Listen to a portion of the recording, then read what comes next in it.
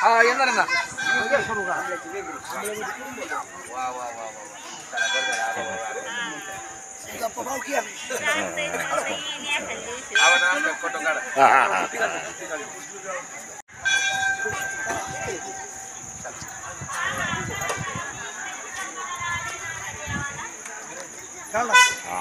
Photo काढ म्हणजे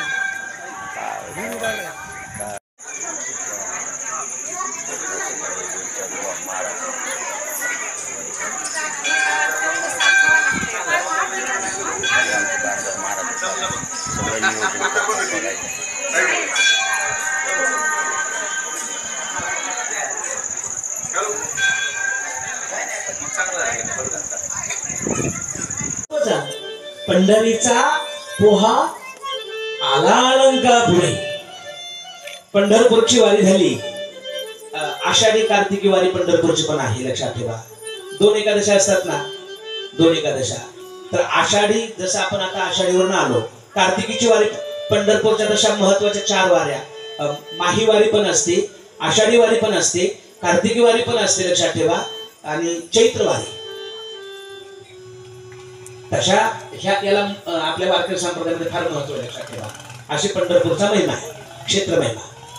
आणि मग आळंदीला सर्वजण आले, लक्षात ठेवा. आळंदीला सर्वजण आले आणि आळंदीला आल्यानंतर पांडुरंग परमात्मा, राही, रखुमाबाई सर्वजण त्या ठिकाणी आलेले आहेत. आणि आता माझ्या ज्ञानेश्वर महाराजांची समाधी त्या ठिकाणी, आणि समाधीचा प्रसंग असा आहे, लक्षात ठेवा. हो महाराज त्या ठिकाणी सर्वजण आलेले आहेत, लक्षात ठेवा. आणि त्या ठिकाणी कुठे समाधी घ्यायची, जगामध्ये अशी समाधी नाहीच, लक्षात ठेवा. पुढे तुम्हाला सांगितलं जाईल. आणि त्या समाधीची जागा लक्षात घ्या. त्या समाधीची जागा त्या ठिकाणी काय झाली, निश्चित केली, लक्षात ठेवा. समाधीची जागा शून्याची कोटी निरंजन गुंफा, ज्ञानराज सोपा सिद्ध केला. हो नारा विठा गोंदा पाठविला महादा. नामदेवरायांची 4ही मुलं. मोठा नारा होता, साहित्य गोविंदा सांगितले. आणि संपूर्ण साहित्य आणण्याकरता, समाधीची जागा स्वच्छ करण्याकरता या नामदेवरायांच्या मुलांना त्या ठिकाणी ही कामगिरी सोपवलेली होती. नामदेवरायांची 4ही मुलं त्या ठिकाणी. हो काय काय अनुसंगा हे प्रमाण, नेमिलिया नेम पांडुरंगी. तुळशी आणि बेल, दर्भ आणि फुले, उदक हे चांगले भागीरथीचे. तुळशी आणा, दर्भ आणा, बेल आणा, फुले आणा, आणि भागीरथीचं तीर्थ. भागीरथी म्हणजे गंगा. आपल्या भारतामध्ये कोणतीही नदी असेल तर आपण तिला गंगा म्हणतो, लक्षात ठेवा. भागीरथी. आणि ही भागीरथी काय आहे, सकल समृद्धम सकल सौभाग्यम सकल वसुधाया किमपितन. सकल समृद्धीला देणारी, सकल सौभाग्याला देणारी, सकल वैभवाला देणारी, सकल आरोग्याला देणारी ही भागीरथी. आणि म्हणून भागीरथीचं तीर्थ आणा. आणि नामा म्हणे देवा साहित्य करिता, आठवले चित्ता खेद दुःख. आणि हे साहित्य गोळा करत असताना नामदेवरायांना दुःख होत होतं, नामदेवरायांच्या 4ही मुलांना दुःख होत होतं, लक्षात ठेवा. हो आणि त्या ठिकाणी देव म्हणे ज्ञाना होई सावधान, माग वरदान मज काही. पांडुरंग परमात्मा त्या ठिकाणी, पांडुरंग परमेश्वर स्वधर्म सूर्य प्रभु, जो जीवची तो देना हो. काय मागणी माझ्या ज्ञानोबांची. अहो ज्ञानोबांची बुद्धी अशी होती 16व्या वर्षी, आपण आपल्या घराला घर म्हणायला तयार नाही, आपल्या भावाला भाऊ म्हणायला तयार नाही. काय आपली बुद्धी झाली 10 वर्षामध्ये. आईला आई म्हणायला तयार नाही, बापाला बाप म्हणायला तयार नाही. गाव आणि राष्ट्र राहू द्या, माझ्या ज्ञानोबरांची बुद्धी 16व्या वर्षी माझ्या ज्ञानोबरांची बुद्धी ही होती विश्वबंधुत्वाची भावना, वसुधैव कुटुंबकम कार्तिक मासी. ज्ञानेश्वर महाराजांनी एक सांगितलं पांडुरंगाला की शुद्ध कार्तिक मासी म्हणजे कार्तिक महिन्यामध्ये त्या ठिकाणी एकादशीला दरवर्षी पंढरपूरवरनं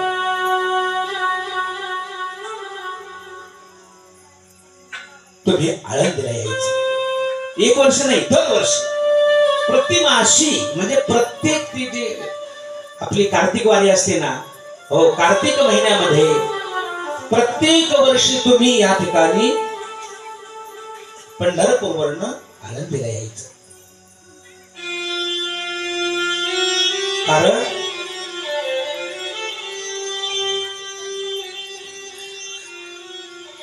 ह्या जगामध्ये मला फक्त तूच आवडतो. प्रभू आवडसी जीवापासून तुझी आन वाही नगा देवराया. या विश्वामध्ये मला काहीही आवडत नाही, फक्त तू आणि तूच. तुझी आन वाही नगा देवराया, प्रभू आवडसी जीवा पासोनिया. कानडिया विठोबा कानडिया, बहु आवडसी जीवा पासोनिया. आणि मग त्या ठिकाणी प्रत्येक वर्षी तू यायचं हे ठरलं गेलं आणि सर्वजण त्या ठिकाणी आळंदीला आलेले आहेत, लक्षात ठेवा. आणि आळंदीला आल्यानंतर त्या ठिकाणी त्या समाधीची सर्व तयारी झालेली आहे. आणि समाधीची सर्व तयारी झाल्यानंतर त्या ठिकाणी देवाच्या डोळ्यामधून अश्रू येत आहे. आणि देवाच्या डोळ्यामधून अश्रू येत असताना रुक्मिणीने देवाला विचारलं की देवा तुम्ही का रडताय? अरे भारतीय महायुद्धामध्ये कौरव पांडवांच्या युद्धामध्ये तुमचं 56 कोटी यादव सैन्य मेलं. तुमच्या डोळ्याला पाणी आलं नाही. आचार्या मातुला भ्रातृं पुत्रां पौत्रां सख्यूं तथा श्वसुरा सुरदश्चैव. अरे त्या कौरव पांडवांच्या युद्धामध्ये तुमचं 56 कोटी यादव सैन्य मेलं. तुमचे आचार्य तुमचं कुळ नष्ट झालं, पण तुमच्या डोळ्याला कधी पाणी आलं नाही. एक योगी एक साधक समाधीमध्ये बसत असताना तुम्ही असं रडताय का? तुम्ही असं कशासाठी रडताय? असं देवानं त्या ठिकाणी देवाच्या डोळ्यामध्ये अश्रू आल्यानंतर रुक्मिणीनं देवाला विचारलं.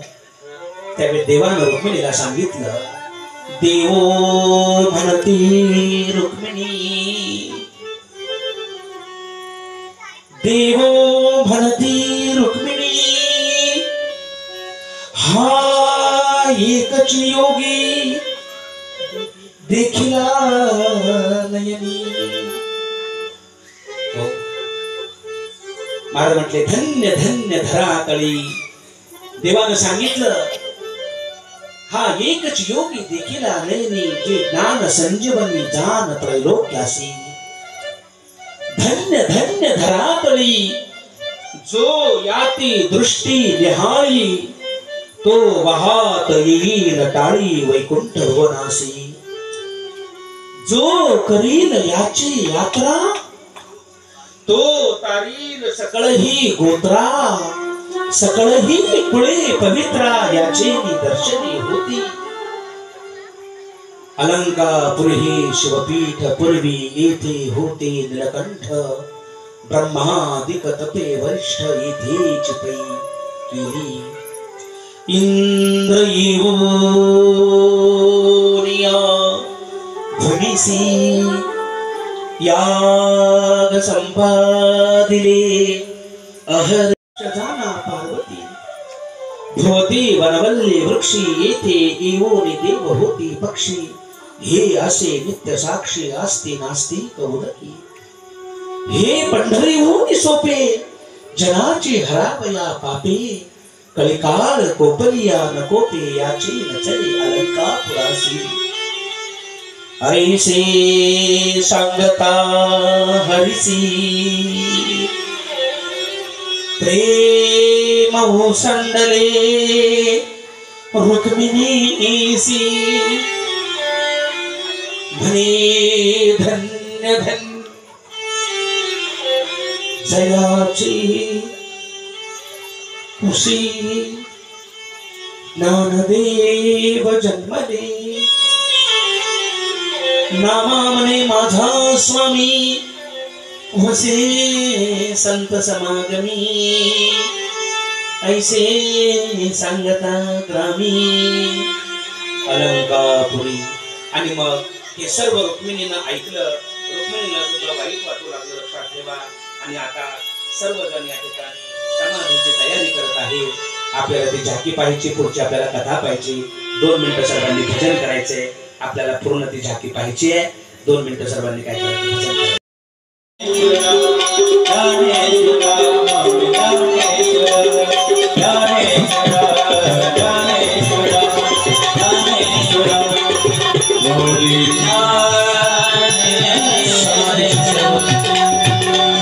तयारी झालेली आहे आणि या ठिकाणी सर्व पात्र आता सुरेश महाराज घेऊन येणार आहेत, लक्षात ठेवा। आणि समाधीची तयारी होत असताना आता ते पात्र आल्यानंतर आपल्याला थोडीशी कथा पाहायची। नंतर 2 मिनिटांमध्ये हे सर्व करून आपल्याला शिवचिदंबर स्वामीजींचे चरित्र या ठिकाणी थोडं पाहायचं। नंतर आपण विस्तृत असं स्वामीजींचे चरित्र आपण दादांनी सांगितलं, आपण नंतर स्वामीजींचे विस्तृत असं चरित्र आपण पाहणार आहोत। या ठिकाणी संपूर्ण हो या ठिकाणी ज्ञानेश्वर महाराजांच्या समाधीसाठी सर्व त्या ठिकाणी तयारी झालेली आहे। आणि सर्व वारकरी आणि सर्व वारकऱ्यांच्या त्या ठिकाणी जयघोषामध्ये या ठिकाणी आता समाधी उत्सव आपल्याला या ठिकाणी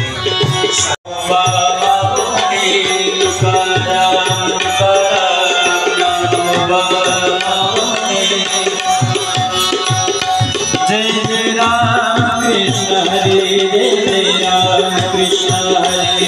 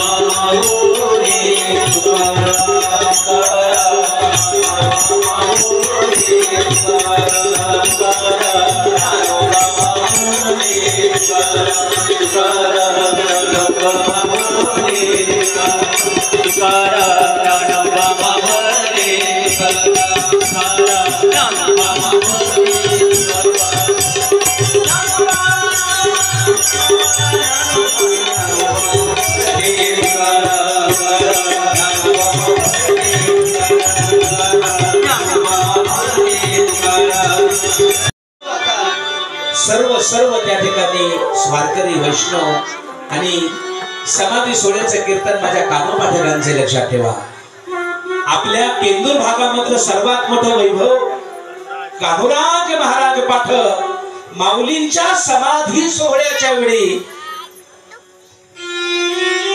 कान्होराज महाराज पाठकांचं कीर्तन चालू, लक्षात ठेवा। आणि निवृत्ती दादांनी ज्ञानदेवांच्या हाताला धरलेल्या देव निवृत्ती आणि देव निवृत्ती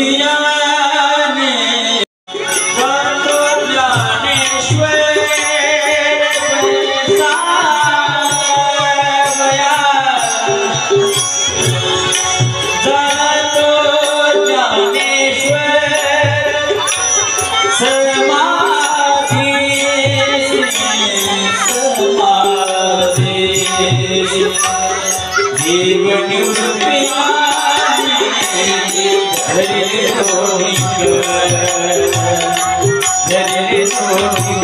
हाताला धरलेला आहे जातो ज्ञानेश्वर पैसा भेला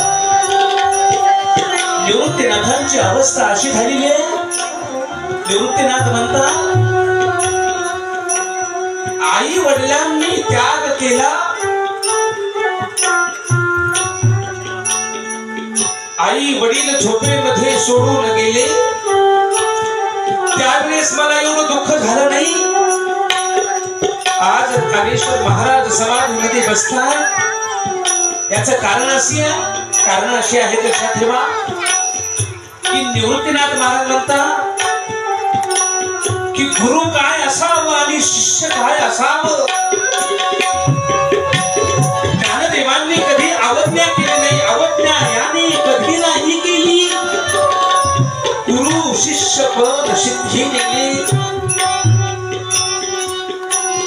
आणि निवृत्तीनाथांना दुःख याचं होतं वळचणीचं पाणी आर्याला गेलं ज्येष्ठांच्या आधी कनिष्ठांचं दान झालं निवृत्ती ज्येष्ठ पण कनिष्ठ असणारे दानदादांना आणि समाधी निर्माण झाली नदीची माशा घातले मातवन नदीची माशा घातले मातवन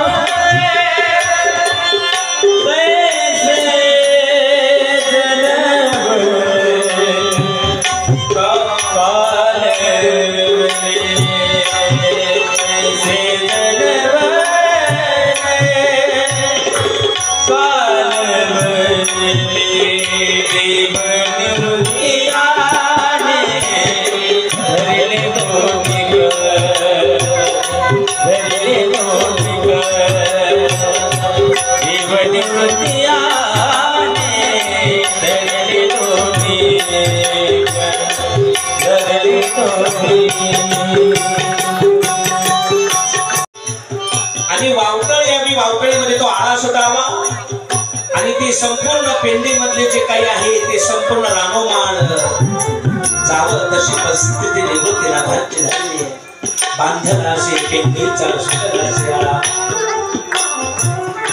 कानानं ऐकलं पण आता पुढे कोणी ऐसे नाही आणि मग निवृत्तीनाथांनी धरलेल्या आणि निवृत्तीनाथ समाधीच्या तिथपर्यंत ज्ञानेश्वर महाराजांना घेऊन जातात ओसंडोनी निवृत्ती अलिंगू लागला आणि संपूर्ण रुक्मिणी पांडुरंग परमात्मा संपूर्ण त्या ठिकाणी मुक्ताईची अवस्था वाईट आहे लक्षात ठेवा सर्वांना त्या ठिकाणी कारण आई वडील गेले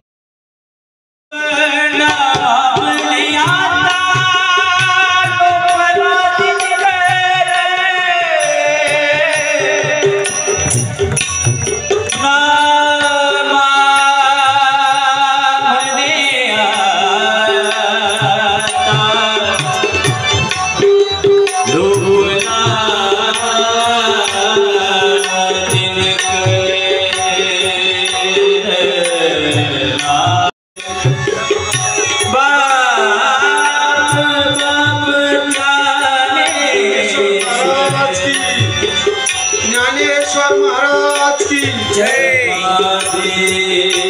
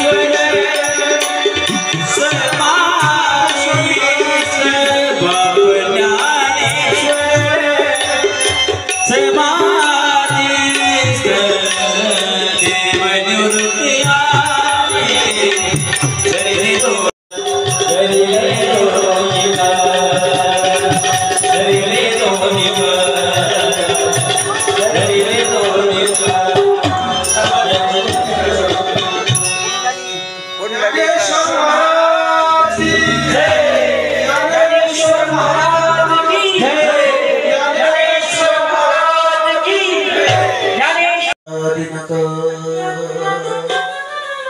बाप ज्ञानेश्वर समाधिस्थ आणि जगाला ज्ञान देणारे माझे ज्ञानोबाराय अवघ्या 22व्या वर्षी त्या ठिकाणी समाधिस्थ झाले. जगामध्ये ज्ञानदेव बालछंद नावाचा अभंग आहे आणि त्या बालछंद नावाच्या अभंगामध्ये असं वर्णन आहे की ज्ञानदेवी घेतले दान, ज्ञानदेवी घेतले दान, समाधी वैसना निर्वाण.